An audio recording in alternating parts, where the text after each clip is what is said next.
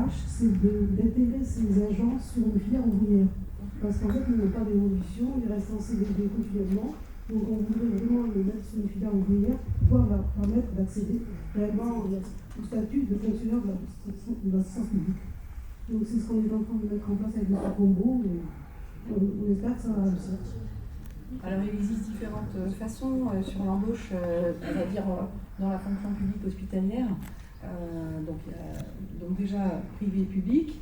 Dans la fonction publique hospitalière, les agents de stérilisation peuvent avoir différents statuts. On peut être sur une filière soignante, et auquel cas en général c'est ASH. C'est une grille qui démarre, soyons clairs, à 1760 net aujourd'hui. Donc ce n'est pas aujourd'hui pas mal quand même. Et du coup, par contre, c'est une filière ou une grille qui n'évolue pas beaucoup dans le temps. Quand les agents prennent des échelons, ça évolue peut-être de 10 €, quoi. Donc cette filière-là, elle n'est pas au niveau de l'ancienneté, elle ne valorise pas l'ancienneté. En revanche, effectivement, il y a OP, donc les ouvriers, où là, il y a des grades différents. Et puis sur les entrées dans la fonction publique, il y a concours, pas concours, c'est un peu différent si on est sur une filière soignante ou si on est sur une filière d'ouvriers. Il y a des systèmes qui peuvent être différents. Donc la plupart du temps, si on veut arriver à mieux valoriser, c'est la filière ouvrier qui est choisie. Mais c'est des discussions qui sont aussi menées avec la direction des ressources humaines, effectivement. Et derrière, c'est la bascule de l'ensemble de l'équipe avec une reconnaissance de l'ancienneté. Il y a certains endroits où on a activé une sorte de prime de recomposition, qui permet de valoriser la technicité métier, surtout quand on est sur des filières ASH, qui font le distinguo entre l'ASH qui va faire agent de surface au sein de l'hôpital et l'agent de stérilisation. Donc là aussi, ça dépend des hôpitaux, il n'y a rien de fixe aujourd'hui. Et puis, c'est pareil, on va dire dans le privé, souvent c'est ASH, et puis peu ouvrier, et prime, pas prime, le plus complexe, ça dépend vraiment comment la direction de l'établissement s'est saisie de l'importance de la stérilisation dans son établissement. On va dire que c'est là le cœur de la réflexion. En général, quand il y a des mouvements de grève, la direction comprend très très vite quel est le problème. Et effectivement, c'est bien de ne pas en arriver là quand même.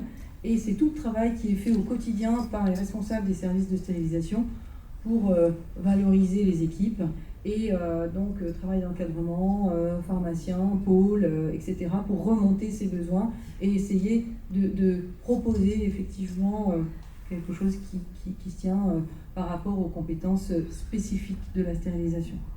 Alors après, effectivement, les évolutions métiers, elles existent. Donc dans la fonction publique, c'est pareil. Tout agent, une fois qu'il est stagiairisé titulaire, il a accès aux études promotionnelles. Donc c'est un système qui permet quand même d'être payé pour réaliser ses études, moyennant un rendu de 3 fois la durée des études, maximum 5 ans sur l'établissement. Effectivement, le diplôme, l'intérêt par rapport au titre, c'est qu'il permet d'accéder à certaines formations qui nécessitent un bac. Donc aujourd'hui, les préparateurs en pharmacie, il y a une réforme qui a eu lieu des études, donc maintenant on passe sur un DUST, il faut avoir un bac, et c'est c'est en cours aussi de révision, et c'est toute l'organisation et sur ce qu'on appelait l'année hospitalière qui sera plus valorisée, et après un niveau licence, puisqu'on rentre dans le cadre de toutes les études paramédicales de santé, licence, master, doctorat, dans le temps, c'est-à-dire master 1, master 2 maintenant. Donc on est sur cette filière universitaire qui est valorisée aujourd'hui, au même titre qu'une infirmière. Après c'est un bac plus 3, donc et un cadre plus 1 et plus 2, parce qu'aujourd'hui même les études de cadre, on va parfois sortir avec un master 2 à l'issue de l'école de cadre. Donc c'est une filière qui peut emmener loin, et qui peut être portée par l'établissement qui embauche l'agent. Donc évidemment, il faut être un peu patient en général. Et comme disait très bien Michel, je trouve que c'est très juste. C'est-à-dire que des fois, quand on va sortir du bac pro, on a envie de travailler. Parce que les études, tout ça, ça va quoi. Et puis, en travaillant, on prend des responsabilités, parce que forcément, quelqu'un qui va sortir du bac pro, qui va aller en stérilisation, très rapidement, on va lui confier des petites missions quand même aussi, et lui faire confiance. La personne va prendre confiance. Moi, je sais que j'ai eu fait des petits QCM aux agents, j'ai été aussi cadre de stérilisation, et ils m'ont dit, j'ai jamais eu des si bonnes notes qu'aujourd'hui. C'était des choses pratiques, comment on fait son métier, sur des éléments pratiques, sur les bonnes pratiques de sté, etc. Ils avaient des super notes, ils étaient super encouragés. Et en fait, c'est parce qu'ils connaissaient très bien leur métier, donc c'était bien normal. Mais tout ça pour dire que c'est des systèmes qui valorisent, et après on reprend confiance en soi, quand parfois, des fois, les études préalables, c'était pas hyper facile, et derrière, ça encourage à évoluer aussi professionnellement, et il y a moyen, Donc ça, c'est vraiment quelque chose qu'il faut savoir. Et puis si on veut pas reprendre d'études, effectivement, au vu de l'évolution, ce qu'on partageait sur l'évolution des métiers de la santé et de la pénurie aussi, de certains métiers de la santé, effectivement, les responsables de production, etc., à partir du moment où on va avoir un agent où on va sentir qu'il a des capacités, qu'il s'intéresse, eh bien peut-être le pharmacien va pouvoir s'appuyer sur cet agent pour des indicateurs de qualité, de production, etc., et petit à petit pouvoir donner plus de responsabilités. Donc après, c'est vraiment la qualification et l'intérêt et l'investissement professionnel qui va aussi permettre à la personne d'évoluer. Donc, je dirais que c'est dans les mains de la personne. Oui, on a deux responsables de production qui sont issus de la filière agro-industrie. Voilà. Et qui ont, la seule chose qu'on peut faire actuellement, c'est qu'on leur donne 2 heures, ils ont 15 heures d'heures supplémentaires par mois, au lieu de 7 heures, pour les agents qui rencontrent. Oui, c'est ça, c'est une petite valorisation quand même du travail un peu plus spécial qu'on leur demande, quoi. Alors après, avec les moyens donnés par nos directions des ressources humaines, c'est sûr. Mais c'est une possibilité qui existe effectivement, qui est souvent utilisée, le moyen des heures sup. Ouais. Voilà. Mais en fixe. C'est-à-dire qu'au moins, quand c'est comme ça, ça permet de valoriser un taux d'heures sup fixe mensuel. Donc ce qui fait la prime, quoi, entre guillemets. Quoi. C'est une prime de responsable de production pour ceux qui sont en responsable de production, et les agents qui recomposent, ils ont une prime de 7 heures par mois à partir du moment où ils sont validés sur la recomposition. C'est ce qui se fait. C'est ce qui se fait aussi dans mon groupe. C'est le moyen qu'on a trouvé, c'est le seul levier pour l'instant. On aimerait qu'il y ait une autre démarche qui soit reconnue au niveau du salaire de façon pérenne. Parce que ça, c'est un peu du camouflage, je veux dire, c'est pas. Voilà quoi. Enfin, moi je trouve pas. Bon, on a trouvé ce levier en attendant, et puis on essaie de travailler sur autre chose. Mais voilà. On travaille sur la filière ouvrière, voilà. Parce qu'on pense que c'est la façon la plus adaptée pour que les agents aient des salaires corrects. Merci beaucoup pour ces éléments de réponse. Est-ce qu'il y a d'autres questions dans l'Assemblée? Oui? Alors.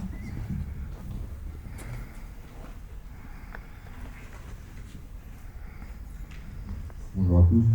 Une question. Depuis tout à l'heure, je vous entends. J'ai l'impression que la diffusion du diplôme est bien plus ciblée sur les établissements publics, alors que dans le privé, on nage encore dans le flou, totalement dans le flou. Moi, pour ma part, j'ai passé mon bac pro il y a 3 ans, d'ailleurs avec M. Chauvet en tant que jury. Mais c'était vraiment par hasard. En voulant essayer de me requalifier, j'ai passé mon VAE et j'ai appris par hasard que ce diplôme existait. Et aujourd'hui, quand je parle dans les établissements privés, personne n'est au courant. D'ailleurs, même je trouve qu'à ce stade, nos agents sont sous-valorisés par rapport à la quantité de travail qui est produit. Donc, est-ce qu'il y aura des sensibilisations, de l'information, je sais pas, une campagne d'information, de pub, pour pouvoir valoriser dans le milieu privé ce diplôme? Alors je crois que c'est vraiment un diplôme, tout dépend de la région où vous habitez et s'il y a un lycée qui s'est saisi de ce diplôme-là. C'est-à-dire que pour le lycée, c'est quand même de l'investissement, si on veut investir dans une machine, voilà, enfin une stérilisation pédagogique, c'est quand même pas évident. Donc Michel nous montrera la carte des lycées sur le territoire cet après-midi qui proposent ce genre de diplôme, mais en fait c'est pas si important que ça par rapport aux besoins et au nombre de stérilisations en France, quoi. Donc ici on est à Colombes, précurseur on va dire, et du coup les hôpitaux à côté en bénéficient. Quand je vous parlais d'une stérilisation où il y a 16 agents et il n'y en a pas, si, j'ai dit une bêtise, il y en a un qui a un diplôme qui était sorti en 2016, donc une personne qui a fait vraiment le premier diplôme, et tous les autres, ce ne sont que des agents de stérilisation, le kidam moyen, qui voulait travailler et qui avait envie de s'intéresser au domaine de la santé et venir travailler pour un patient. Voilà, on est parti de ça. Donc pour vous dire que, parce qu'il n'y a pas de structure autour du type de ce lycée professionnel. Donc pour le côté connaissance du diplôme, je suis d'accord avec vous, je pense qu'il est méconnu. On l'a partagé au moment de la rénovation avec M. Parnec, qui est président de la SF2H, qui finalement ne connaissait pas ce diplôme non plus, et l'a découvert en venant travailler sur le référentiel. Et je trouve que ça, effectivement, ça nous manque aujourd'hui. Mais comme beaucoup de métiers émergents ou de formations nouvelles, sur lesquelles, on va dire, je pense que c'est un sujet global, l'éducation nationale, comment on valorise les nouveaux métiers aujourd'hui et qu'on diffuse l'information de ce qui existe comme formation associée. Et là, c'est vraiment un enjeu très important aujourd'hui. Donc nous, effectivement, on encourage cette démarche, on participe pour ça, mais je crois que c'est pas que dans le privé, vraiment, dans les hôpitaux, c'est pareil, vraiment. C'est ça, voilà. Si je peux apporter juste un élément, parce que c'est vrai que moi je sais d'où vient Monsieur Lezel, donc c'est assez facile. Mais effectivement, donc il y avait je pense qu'à l'époque où vous étiez sur Paris, effectivement, c'était un problème de. En fait, vous n'aviez pas, votre établissement ne connaissait pas les établissements proches. Pourtant, là, il y en avait. Donc il y a un travail de diffusion, de mise en relation, donc c'est le boulot des établissements que de venir faire ça. C'est aussi une des raisons de cette journée. C'est aussi le travail de la SF2S, on intervient régulièrement sur les congrès pour pouvoir diffuser de l'information également sur l'existence des diplômes. Et par contre, là où vous allez vous heurter à une difficulté qui a été évoquée tout à l'heure, c'est là où vous êtes aujourd'hui sur Trappes, c'est l'éloignement géographique des formations. Effectivement, c'est vrai que quand il n'y a pas de formation proche, les agents ne savent pas que ça existe, y compris parfois leurs responsables, et effectivement, du coup, ça prend du temps. Donc la seule manière d'avancer à ce moment-là, c'est vraiment la diffusion d'informations à l'échelle nationale. C'est vrai que l'éducation nationale n'a pas d'entité de communication nationale, donc c'est pour ça aussi qu'on travaille avec la SF2S qui pourra aussi beaucoup plus facilement que nous dire voilà, ça existe. Et comme ça existe, peut-être que ça va amener les établissements scolaires aussi à se lancer dans ces formations-là. Le fait que vous rapprochiez des établissements, c'est aussi ça qui fait qu'à un moment, il y a des chefs d'établissement, il y a des enseignants qui vont dire peut-être ce dossier-là, on va peut-être le prendre plus qu'un autre. Nous, on est ouvert, on fait des formations sur plein de métiers différents finalement. Donc qu'est-ce qui fait qu'à un moment, comme à Colombes, on va plus s'intéresser à la stérilisation qu'à l'hôtellerie ou qu'à autre chose, parce qu'il y a un moment, il y a un intérêt commun. Et donc cet intérêt commun, c'est des relations interpersonnelles, interétablissements, et qui sont à créer en réalité. Je dirais qu'il y a une chose, c'est pour faire connaître, c'est être dans la stérilisation où on travaille, terrain de stage. Parce que c'est pas toujours facile pour les établissements de trouver des terrains de stage, parce que les stagiaires sont jeunes, sont mineurs, et parfois ils se retrouvent en difficulté pour accueillir les étudiants. Et du coup, vous qui avez fait cette formation, en fait, c'est vraiment ça. C'est comment les stérilisations acceptent d'accueillir des étudiants de ces formations-là. Et ça, on a vu, vous accueillez des stagiaires et c'est un travail. L'accueil du stagiaire, ça se travaille. C'est un accompagnement. Et du coup, c'est ce qui fait connaître cette formation aussi. Et puis, peut-être vendre votre établissement en termes de futurs employeurs. Hein. On va se le dire, voilà, Foch, il recrute parce qu'il accueille des stagiaires et puis il les accueille bien, alors ils s'y sentent bien et ils ont envie de revenir, quoi, par exemple. Bah, c'est comme ça que ça marche. Hein. Et pareil, là, ça arrive. Voilà. Et pareil à Colombes, enfin, moi j'ai le recul de Louis Maury à Colombes, c'est exactement ce qui s'est passé. C'est à travers les stagiaires et le partenariat avec M. Chauvet qu'on a professionnalisé l'AST. Enfin, voilà, c'est vraiment l'accueil des stagiaires. Et, bonjour. Donc David Dijoux, cadre de santé. Effectivement, pour rebondir sur ce qu'il disait, ce qui est important, c'est que les cadres puissent diffuser l'information auprès des directions. Je me souviens, je travaillais avec Nathalie, à l'Humourier, au départ, la stérilisation, on mettait malheureusement tous les personnels qui avaient des difficultés, soit physiques, voilà, c'est pas fini dans certains établissements, mais il y avait un gros travail à faire auprès des directions pour expliquer que la stérilisation n'est pas un lieu où on met tout le monde, n'importe qui, n'importe quand, n'importe comment, et expliquer que c'est un service pointu, qui demande une expérience, une expertise, des compétences, des capacités. Et à cela, moi pour ma part, j'ai mis quand même 5 ans pour bien faire comprendre aux directions. À chaque fois, ils venaient à l'assaut avec un agent en difficulté, ils nous ramenaient, et là il fallait être vraiment incisif, dire non, on a du personnel qui sort des études de bac pro, donc on préfère les prendre que malheureusement des personnes dont on ne sait pas où les mettre juste pour caser des ETP. Ça c'est un premier point. Deuxième point, effectivement dans le privé, maintenant je suis dans le privé, c'est que des agents de ST qui ont été formés sur le tas. Donc l'idée c'est vraiment de créer cette dynamique à travers des stages, donc des stagiaires, pardon, de prendre des stagiaires au sein de l'établissement pour aussi diffuser auprès des directions au moment de signature des contrats de stage, enfin des conventions de stage, qu'il existe ce métier-là, et par la suite l'idée c'est de faire cette démarche et recruter ces personnels.